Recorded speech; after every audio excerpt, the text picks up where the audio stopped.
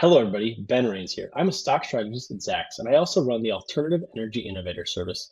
Today, we're diving into three beaten down software and tech stocks that investors might want to consider buying for long term upside. We're exploring the bull cases for Intuit, Adobe, and Microsoft, which are trading miles below their highs and at potentially attractive valuation levels.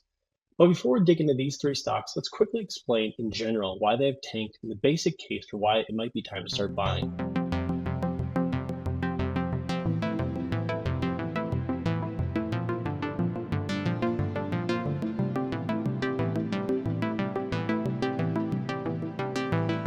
Software stocks sold off sharply in the first quarter of 2026 based on mounting fears that advancing AI technologies could permanently disrupt their traditional businesses. Rapidly improving LLMs and beyond have raised concerns that companies might build custom in-house AI solutions that replace expensive SaaS subscriptions. But there are no guarantees that OpenAI and others will be long-term winners, given how quickly the technologies are changing. More importantly, Intuit, Adobe, and Microsoft have spent the last few years ramping up their own AI efforts into nearly every pocket of their portfolios. This backdrop shows that investors might want to consider buying some of the proven software winners as they expand their AI efforts that could easily help them maintain their standing as tech giants. Investors have also sold some of the hyperscalers to start 2026 as they worry that their CapEx spending is getting too big without showing quick enough returns. Microsoft, for example, is down over 30% from its highs. And even if investors are unsure about how AI will disrupt their businesses in the long run, Intuit, Adobe, and Microsoft are trading at some of their lowest forward earnings multiples in at least 10 years. Plus, their earnings growth estimates signal that these companies are far from becoming overnight AI dinosaurs. They are ready to thrive in the brave new AI-centric world. All three are also landing support at key long-term moving averages that might make investors want to at least start small positions considering huge potential upside. And first up, we're looking at Adobe. Okay, so we're starting on Adobe's just website right here. We can dive into some of the various offerings they have here, but it's been an industry-leading creative software for a long time. It's been used by Hollywood movie studios and best-selling artists and multi-billion-dollar companies and college students, really everyone in between for years. And its subscription-based creative software helped it post 7 consecutive years of at least 16 to 25% revenue growth between 2015 and 2021, taking it from under $5 billion in annual sales to $16 billion during that period. However, it's cooled a lot since then, given the sheer size of its sales made it hard to post those year-over-year gains. It also got dinged by increased competition from AI upstarts that help people create videos, marketing campaigns, and more with just a few prompts. But it's obviously not rolled over. Instead, it's rolling out its own AI offerings throughout its creative software platform to great success. I just want to highlight, before we dive in a little bit more, that its most recent results were its Q1 2026 subscription sales were up 13% overall, with it saying that it more than tripled its what they call AI first annualized recurring revenue. So AI is not just going to eat Adobe's lunch, and they're rolling out their own AI efforts. So if we click on their website here, we can see all their various offerings in Firefly. Let's go here. They have you can see all these generative AI tools they have as well. And then Adobe Firefly is their AI-powered content creation. It's specifically focused on AI, but they're rolling out AI kind of throughout all of their portfolio as well. So we should also note that the company provided upbeat guidance, but we're going to quickly go here to Adobe's Zacks.com ticker page as well and take a look. It has a Zacks number 3 hold. So its earnings estimates have kind of stagnated. We can see that here, these lines as well. But we're going to go ahead and take a look at its growth estimates. So we're calling for roughly 10% growth in 2026 and about 9% growth next year to get all the way up to about 28.43 billion. And then the bottom line, we're calling for about 12% growth in 2026 and then roughly 13% growth next year. And you can see that its earnings revisions have kind of been a little bit mixed recently, nothing crazy. That's why it has a Zacks hold. Things are kind of stagnated a bit recently. And then I also want to go here. So this is a broader chart of showing how far these stocks are down. All these stocks we're talking about are down this year, but I'm going to transition this over to Adobe, and then we can take a look at its growth more broadly to give a sense of what it's done. So you can see that 2014 is kind of when it pivoted to that SaaS model, and its revenue has gone straight up since then. It's obviously cooled a bit since then, but it did 10.5% growth last year, about 11% growth the year before that, 10% growth before that. And this is then marks that slowdown period from that big growth here. But its GAAP earnings were up 35% in 2025. So it's flexing its its ability to churn out profits was a really good sign as well. And then we're going to take a look at its performance here for Adobe. I'm going to get rid of the other tickers since we're just going to focus on Adobe, and I will move this to its tech sector here as well. So we can see, let's scale out to 15 years to give context. So it had been a big outperformer, but its dive over the last several years has had it now lagging the tech sector over the last 15 years. And we can see now we'll go over the last 5 years. And this shows that the stock's down about 50%. And we're going to go exactly to its highs in this was about November of 2021. It's down around 11% since then. Or it's not 11%. I was typing in 11. It's down about 65% off its all-time highs. So that alone might make people consider buying it on the dip. It's down 31% in the first quarter of 2026. And then this is where things start to get very enticing as well about possibly dipping your toes in. So if we go at its forward 12-month earnings outlook, its forward PE for 12 months, we can see we'll go to the last 20 years here. We see that Adobe is trading at its near its lowest all-time levels, down to those 2008, 2009 levels. That's those financial crisis levels. So we can see, and we go just over the last 10 years to show, maybe it's a little easier to see this. It's down to where it was kind of before that SaaS breakout when it started trading at a premium. So it's trading at just 12.1 times forward 12-month earnings compared to tech, which is at 22.5 times. So almost a 50% discount, not quite a 50% discount, but a massive discount. And it's traded as high as 96 times over the last 15 years. And it's trading well below its median, which it traded at about 38 times forward earnings. So it's looking like it's a little bit of a value play here at the moment, especially if you're bullish on Adobe in the long run, which I am. And then we're going to go to some technical indicators here as well that might make traders and longer term investors, if you pay attention to some of these levels, take a swing here at Adobe. So we can see it's landing support at this really long term. This is a 200-month moving average, and it's trading at some of its lowest RSI levels on record here. So if we zoom this into, say, the last 10 years, we can see, if we do some of this, we can see it's kind of trying to find some support perhaps here at some of these lows over that 2019 period. But as I said, that long-term 200-month moving average could be a line in the sand that the bulls hold. And as I said, it's down 65% from its highs. It's trading at its lowest forward earning multiples since the 2008 financial crisis. So certainly worth considering Adobe here. And now we're going to transition over to Intuit. So we'll take a look at its website first. Intuit is a stock that has skyrocketed over the last 20 years because its essential tax-heavy software helped it consistently post impressive double-digit revenue growth.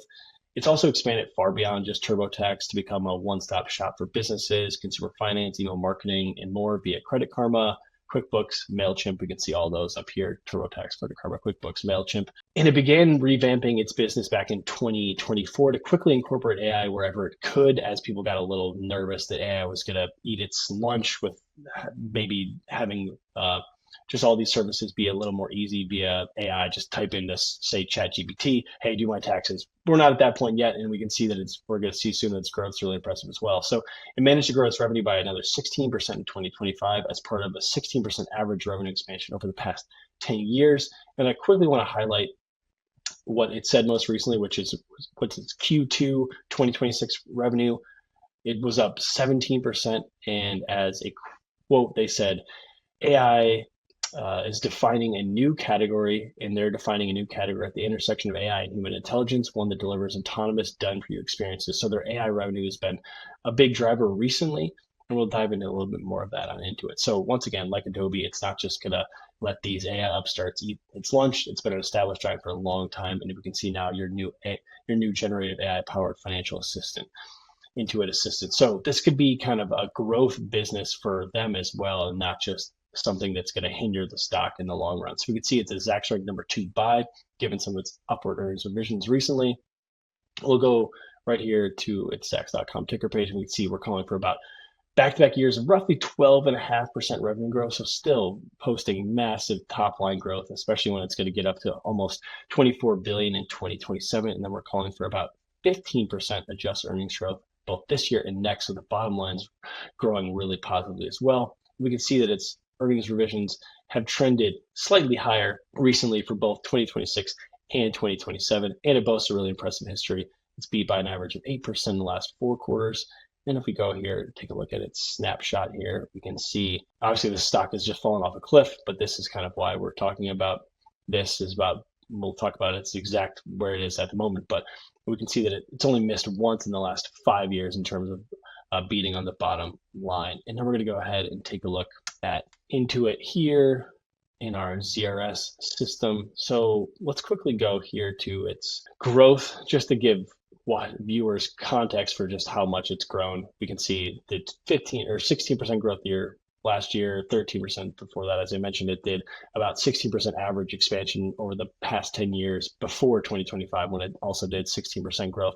So massive growth on the top line. And then we can see its GAAP earnings have also jumped substantially recently. It did about 31% GAAP earnings growth last year after doing 25% growth the year before that. So its bottom line is growing as well. And we'll go ahead and take a look at its performance over various stretches. So let's go over the last 20 years like we did with Adobe. We can see that Intuit is crushing the tech sector. It's up about 1,500% over the last 20 years. And this is despite its despite its decline. So over the last year, it's down about 30%. And then we can see just in 2026 alone, it's down about 36%. So trading down 36% this year, while tech is down just 6%. And if we go to its valuation levels here, once again, this is forward 12-month earnings. We can see it's trading at 22.1, so at a slight discount to the tech sector. But if we go farther out, we can see where it's trading. It's now trading, let's go 10 years. It might be a little bit easier to see this on this. So it's now at its 10-year lows, slightly above its 10-year lows, but that's because it's off its recent lows. So we'll go over the last 15 years in terms of the stock price. So it's now trading kind of when it started trading at a little bit of a premium to the tech sector, given the success of its subscription offerings and all of that broader SaaS revolution. But now we can see it's trading at a slight discount to tech. It's trading miles below its highs. It traded at nearly 80 times during that COVID insane run, and it's trading at a huge discount to its 15-year median, where it got all the way up to about 38.6 times forward 12-month earnings. And then, as we did with Adobe as well, we'll take a look at some broader technical ranges. We'll go out to 20 years here. So we can see that it fell below its 50-month moving average, and we'll go to 10 years here as well. We can see that it tanked below that, but it's trying to find some support here. We can draw a line here. Sorry, in that it's trying to find support. Go 5 years to give people a better view of this here at the moment. So it's trying to find, maybe we'll go back to 10 years. So it's trying to find some support here at its lows. This is from 2022. It found support at its 200-week moving average, but it finally fell below there. It's finding a little bit of support as it reached some of its most oversold RSI levels over the last decade. So some traders might be a little nervous when it's at these levels right now. It's trying to find some support to get back above that 50-day. But as we said, it's trading at insanely low forward earnings multiples. And then we can go quickly back here. This is another feature we can show on Zacks.com. Its average Zacks price target represents about 46% upside from its current level. So certainly worth considering Intuit for all the reasons mentioned. And it's a Zacks rank number 2 buy given its upward earnings revisions. And last up, and certainly not least, is Microsoft, which has tumbled over 30% from its October peaks. There are various reasons for the sell-off, including profit taking, but Wall Street's really punished Microsoft for its AI data center spending spree, which is set to grow again in 2026. It's also punishing it for fears that its backlog is tied up a little bit too much to its growing OpenAI partnership. Investors have also cited disappointing growth from its cloud services segment that helped it transform into the juggernaut it is today. That said, it's actively rolling out its own AI features throughout its business, and it posted a solid beat and raise Q2 2026 report at the end of January, and its intelligent cloud revenue was up 29%. So certainly maybe it's a slowdown compared to its massive growth that it's done over the last few years, but 29% growth is nothing to sneeze at. So it's really impressive there as well. And its CEO also noted that, quote, they're only at the beginning phases of AI diffusion.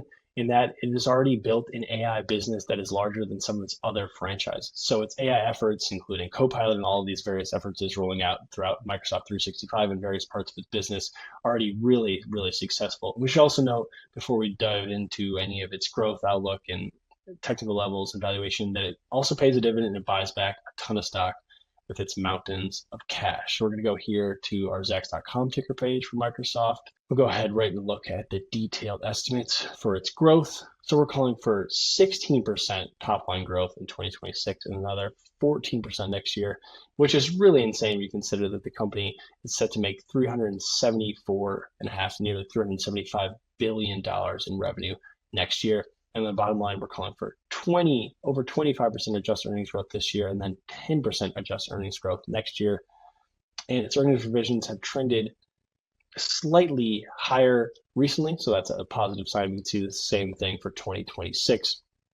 And now we'll go ahead and take a look at some of its other fundamentals. So let's go to its growth just to show that its expected growth is on top of just an insane run of top and bottom line growth. Microsoft will go over the last 10 years, make it a little bit easier to understand.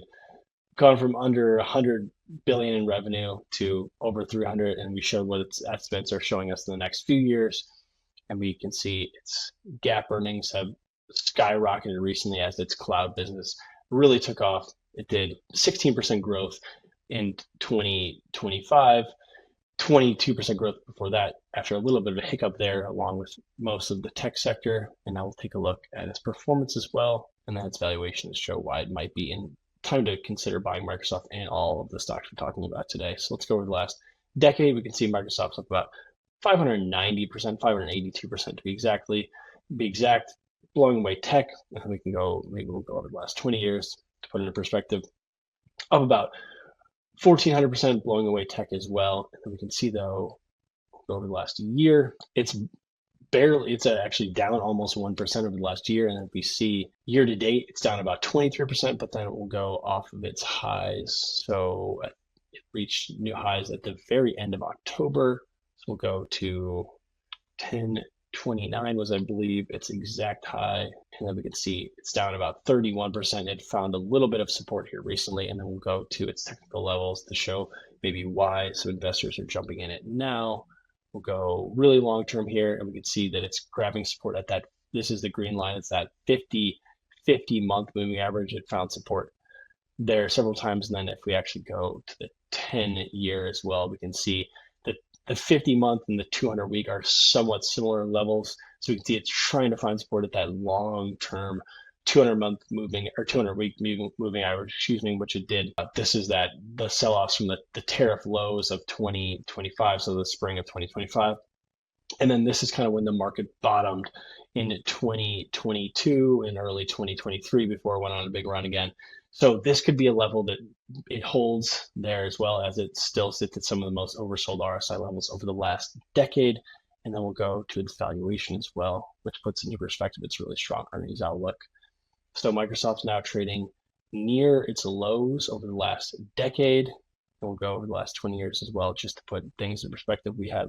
It's trading at about its lowest level since 2016 and at a discount to the broader tech sector. So if you're a longer term investor with Microsoft, given all of its growth and it's just mountains of cash and its ability to adapt in the new age, and you have any upside to the stock, it's trading at a discount to tech. It's trading 30% below its highs. It's certainly worth considering Microsoft, and we can show just once again that we have these average Zacks price targets. Its average Zacks price target represents about 60% upside from its current level. So once again, Microsoft, another one of these hard hit tech and software stocks to consider looking after that massive sell-off in the first quarter of 2026. And to paraphrase the old saying, it's time to be a little bit greedy and start buying strong stocks where others are being fearful.